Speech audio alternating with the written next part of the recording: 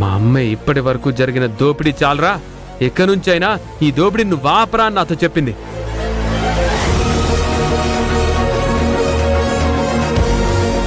అందుకే చెప్తున్నా, ఏంటిప్పుడు?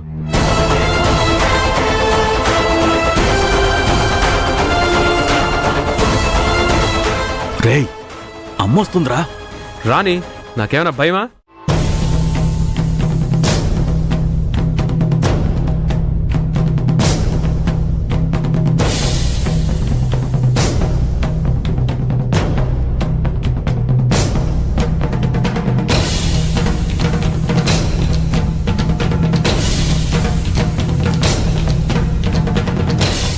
అందరూ బయటున్నారు, ఏమైంది? ఏమైంది బాలు? ఏమైందని అడుగుతుంటే చెప్పరేంటి?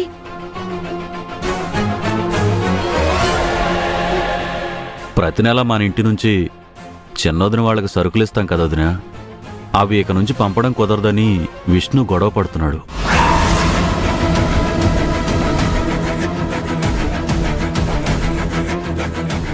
ఎరా అన్నావా? అవును అన్నాను. ఇప్పుడు నీకు కూడా అదే చెప్తున్నాను. ఇక నుంచి ఇంటి నుంచి ఆ ఇంటికి ఏవి వెళ్ళడానికి వీలేదు, అంతే.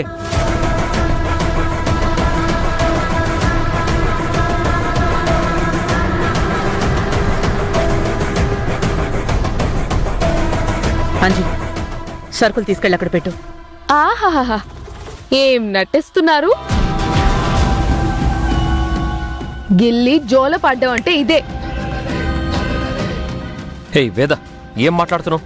ఇంతసేపు ఆవిడ కొడుకు ఏం మాట్లాడాడు మీరు వినలేదా బావా? సరుకులు పంపడం కుదరదని చెప్పి ఇప్పుడు ఏమీ తెలియనట్టు అంజీ సరుకులు తీసుకెళ్ళు అంటుంది. ఎవరి దయా దాక్షిణ్యాల మీద బతకాల్సిన అవసరం నాకు లేదు.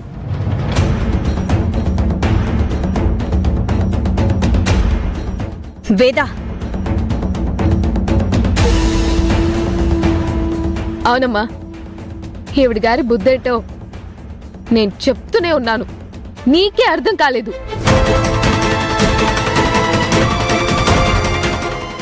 ఇప్పుడు కనపడింది కదా, ఇంకేం తెలుసుకోవాలమ్మా నువ్వు? అంజీ, ఇక నుండి ఈ ఇంటి నుంచి ఏ సరుకులు మాకు తీసుకురావాల్సిన అవసరం లేదు.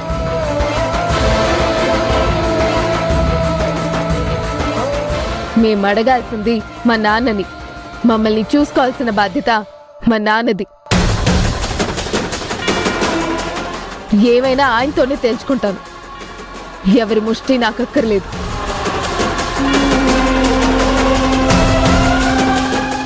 అమ్మా చెప్పమ్మా.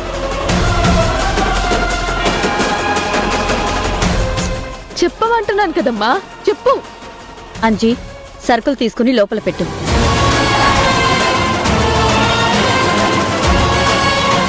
అమ్మా, ఏంటమ్మా నువ్వు మాట్లాడేది?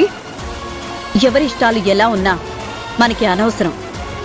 మనం విలువివ్వాల్సింది మీ నాన్నగారికి. అడిగితే ఆయన్ని అడగాలి, మాట్లాడితే ఆయనతో మాట్లాడాలి. నువ్వు తీసుకురా అంజీ.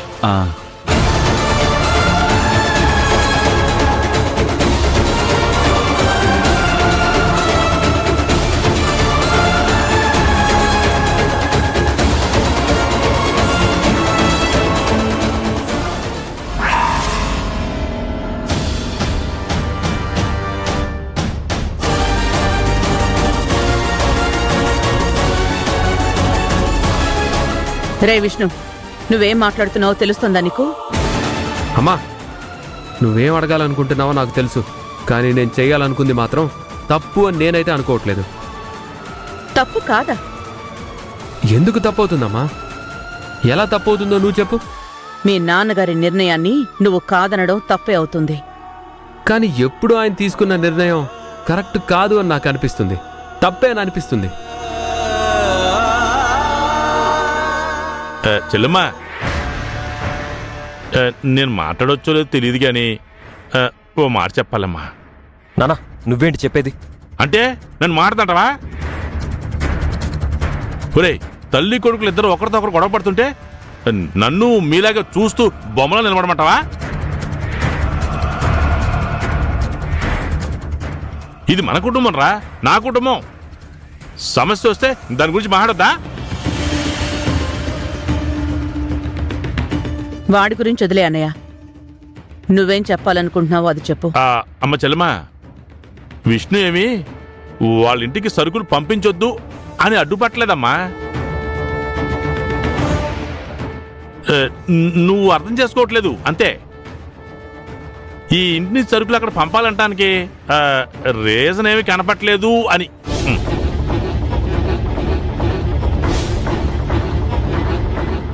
అసలు వాడికే కనిపించట్లేదా, నీకు కనిపించట్లేదా అన్నయ్య? చెల్లెమ్మా, అమ్మా నువ్వు కూడా నన్ను తప్పుపడితేనమ్మా నేనేం మాడతాను చెప్పు. ఆవిడంతే మావయ్య, ఎవ్వరిని మాట్లాడనివ్వదు. ఈ ఇంటి నుంచి ఆ ఇంటికి ఇప్పటి వరకు ప్రతి నెల క్రమం తప్పకుండా సరుకులు వెళ్తూ ఉన్నాయి కదా. ఎప్పుడు ఆపలేదు కదా, ఏ లోటు చేయలేదు కదా. కానీ ఈ ఒక్కసారి నెల ఆపుదాం అనేటప్పటికి ఆ వేద ఏం మాట్లాడిందో విన్నావు కదా. నిన్ను పట్టుకొని నువ్వేం యాక్ట్ చేస్తున్నావు అని అనింది. నీ బుద్ధి ఏంటో నాకు తెలుసని కూడా అంది. నీ గురించి వేదాకి తెలియకపోవచ్చమ్మా, కానీ వాళ్ళ అమ్మకి తెలుసు కదా. వేద ఇలా మాట్లాడుతుంటే మూతి మీద ఒకటి కొట్టి తప్పు అని చెప్పకుండా కూతురు మాట్లాడుతుంది కరెక్టే అన్నట్టు రాయిలాగా నిలబడి చూస్తుంది కదా. విష్ణు, వేద అలా మాట్లాడడానికి కారణం రే,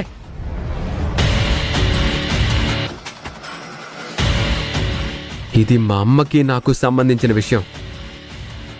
నిన్నేమైనా అంటే మా అమ్మ కోపం వస్తుంది. కాబట్టి నీకు దండం పెట్టి చెప్తున్నాను, దయచేసి నువ్వు మధ్యలో మాట్లాడద్దు ప్లీజ్.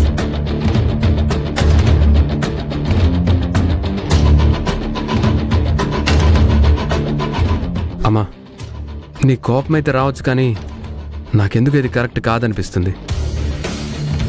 సాయం చేసిన వాళ్ళు 10 సార్లు మన గురించి చెప్పుకోకపోయినా పర్వాలేదమ్మా, కానీ సాయం ఆపేస్తాం అనగానే దెప్పి పొడిచే ఇలాంటి వాళ్ళకి ఏం పెట్టకూడదమ్మా. నువ్వు చెప్పడం అయిపోయిందా? ఇప్పుడు నేను చెప్తాను విను. ఈ ఇంటి నుంచి పంపించే సరుకులు వాళ్ళకి సాయం అని ఇక్కడ ఎవరూ అనుకోవడం లేదు, నాతో సహా.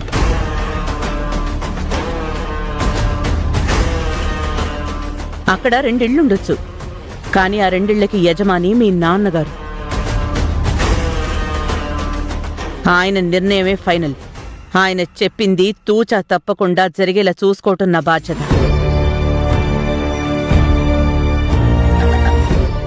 ఎవరు ఎన్ని సలహాలిచ్చినా వాళ్ళు మారాల్సిందే తప్ప ఈ పద్ధతి అయితే మారదు.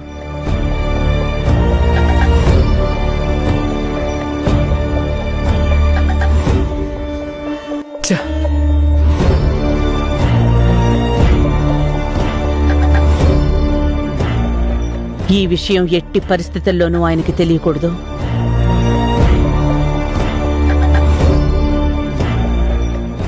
అసలు వీడు ఎందుకు ఇలా తయారైపోయాడో, ఈ 2 కుటుంబాల్ని ఏం చేయాలనుకుంటున్నాడో వీడు. ఇది వరకెప్పుడు ఇలా లేడు, ఈ మధ్యనే ఇలా తయారైపోయాడు వీడు.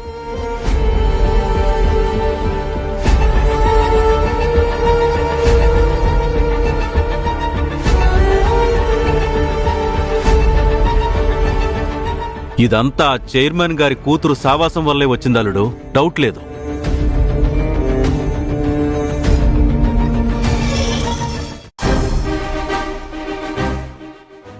రాత్రి పగళ్ళు మా అమ్మ ఇంత కష్టపడుతుంటే ఎవరికందరి వాళ్ళు దోచుకొని వెళ్ళిపోతున్నారు.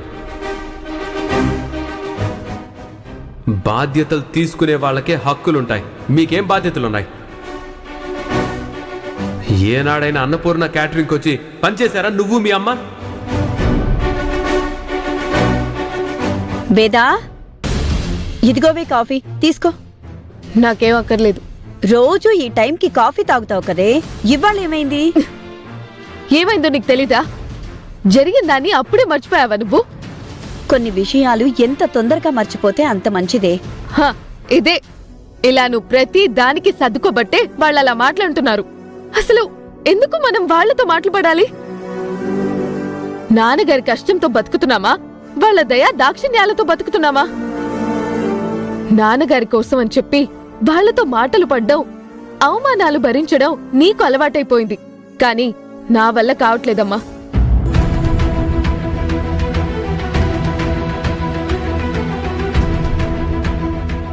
అత్తయ్య,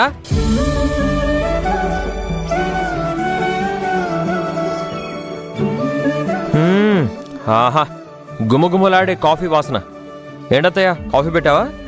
అవునరా, దీనికోసమే తెచ్చాను. ఏంటి, తను తాగనంటుందా? నీకెలా తెలుసురా? ఆ మొహం చూస్తేనే తెలుస్తుందిగా. ఏది ఆ కాఫీ ఇటు ఇవ్వు.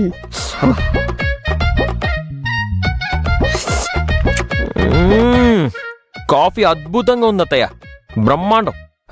నువ్వు తాగుతావా? వద్దా? సరే, నువ్వు చాలా మిస్ అయ్యావు తెలుసా. చూడు, నేను అసలే తిక్కలో ఉన్నాను. విసిగించకుండా వెళ్ళిక్కడి నుంచి. ఉదయం విష్ణుగాడన్న మాటకి బాధపడుతుందిరా.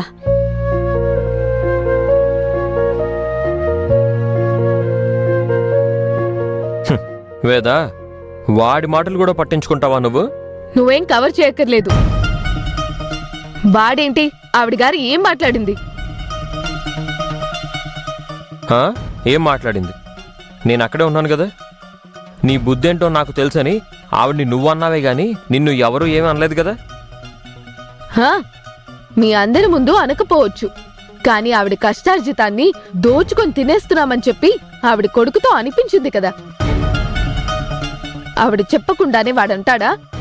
ఆవిడే చెప్పిందని వాడన్నాడు కదా. సరే, వాడన్నాడు, కానీ అలా అత్తయ్యే చెప్పిందని నువ్వు విన్నావా?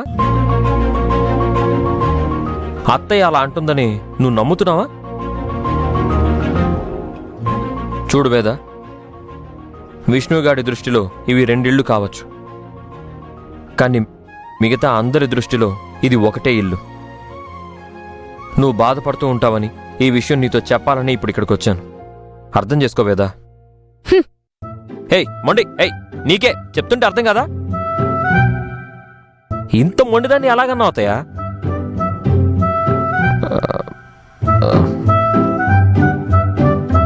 తను బాధపడ్డంలో అర్థం ఉంది అత్తయ్య, కానీ విష్ణుగాడు చెప్తున్నట్టు పెద్దత్తయ్య అయితే ఎప్పుడూ అలా అనదు. ఆ విషయం నువ్వు అర్థం చేసుకుంటే చాలు. వస్తాను.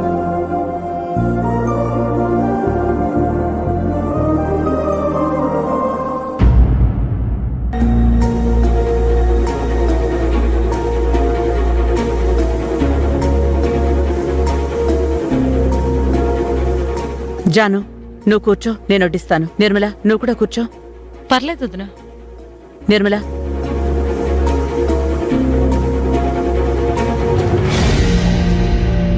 కూర్చోండి.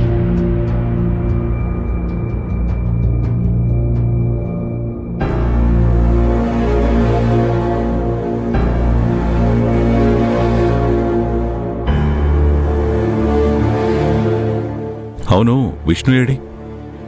వాడు తర్వాత తింటానన్నాడండి. మీరు తినండి.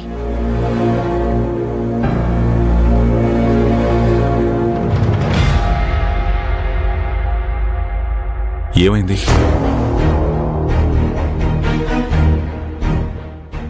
నిన్నేరా, ఏమైందని అడుగుతుంటే? ఏం లేదు మావయ్య. నేను నిన్ను అడుగుతుంటే తన వైపు చూస్తావేంటి? మావయ్య, ఏం లేదు మావయ్య. అవునన్నయ్య, ఏం లేదు, ఏం కాలేదు కదా వదినా. మరెందుకు అందరూ అలా సైలెంట్ గా ఉన్నారు? విష్ణు ఎవరినైనా ఏమైనా అన్నాడా? అబ్బే అబ్బే, వాడెవరినేమంటాడు? ఏం కారణం లేకుండా అంటానికి. వాడేమన్నా చిన్నపిల్లడా బావా?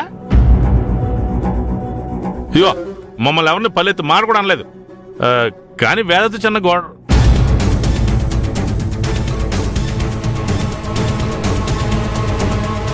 ఏంటి, వేదతో గొడవ పడ్డా? ఎందుకు చెప్పు బావా, గొడవ అంటే గొడవ ఆ, కాదు. ఆ. నువ్వాగమ్మా, ఆ, చెప్పు. అంటే అది బాబా ప్రతి నెల ఇంటి నుంచి సరుకులు వెళ్తున్నాయి కదా.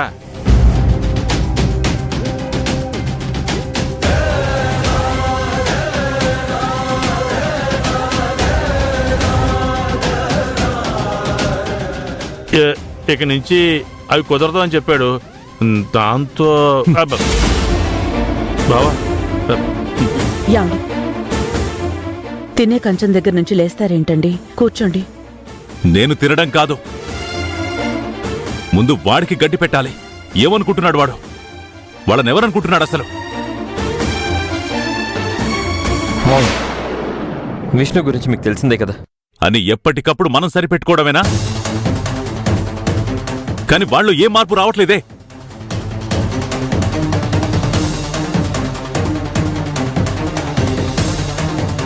వాడికేమీ తెలియట్లేదు. ఏ పొరపాటైనా సరే ఎవరైనా ఒక్కసారి చేస్తారు, పదే పదే చేస్తే అది పొరపాటు కాదు, అలవాటైపోతుంది.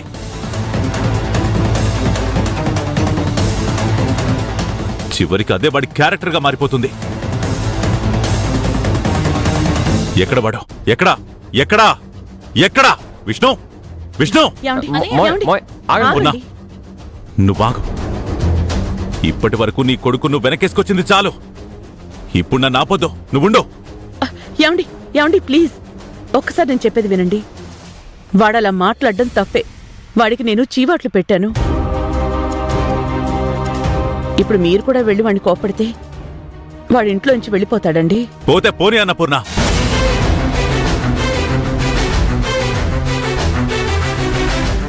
మనుషులంటే విలువ లేనప్పుడు మనుషుల మధ్య ఎందుకు బ్రతకడం?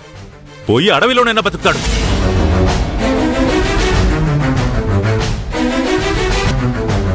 మావయ్య, ప్లీజ్ ఈ ఒక్కసారికి అత్తయ్య మాట వినండి మావయ్య.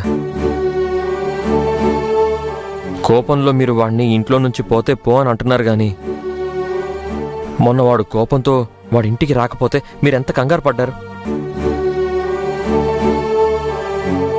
అందరం ఎన్ని చోట్ల వెతికాం. అనుకున్నంత ఈజీ కాదు కదా మావయ్య వదిలేసుకోవడం. మరి వాడు చేసిందేంట్రా? మనుషుల్ని దూరం చేయడం కాదా? ఆ విషయం విష్ణుకు అర్థమై ఉంటే అలా మాట్లాడేవాడు కాదు కదా మావయ్య. ఈ ఒక్కసారికి మా అందరి కోసం వాడిని క్షమించండి మావయ్య. వాడు బెదిరిస్తే భయపడిపోతున్నావురా. అది వాడికి అలవాటుగా మారిపోయింది.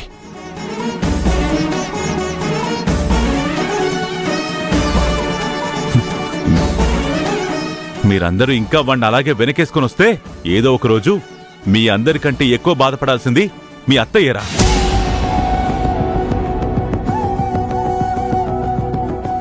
ఆ విషయం విష్ణుకి అర్థం కాదు. మెల్లగా చెప్దాం, కానీ ఇప్పుడు కాదు. మీరు భోంచేయండి. వద్దు, నాకేం అవసరం లేదు, వదిలేండి. అయ్యో యాండి, మావయ్య, యాండి.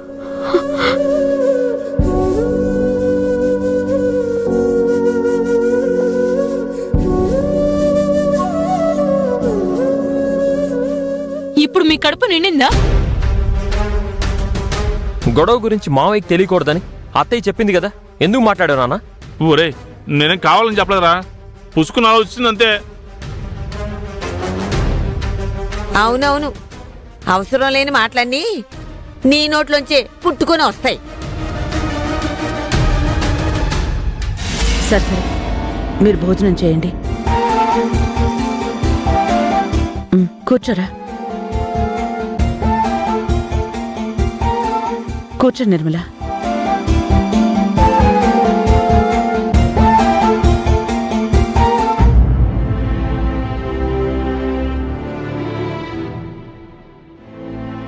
అసలు ఎవరమ్మా వేద? నీకు తనకి సంబంధం ఏంటి?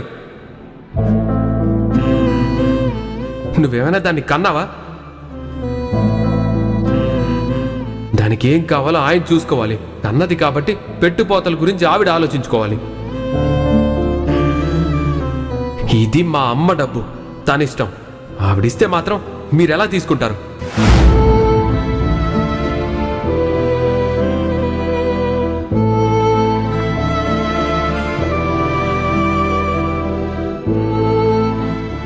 యాండి అన్నం తినండి.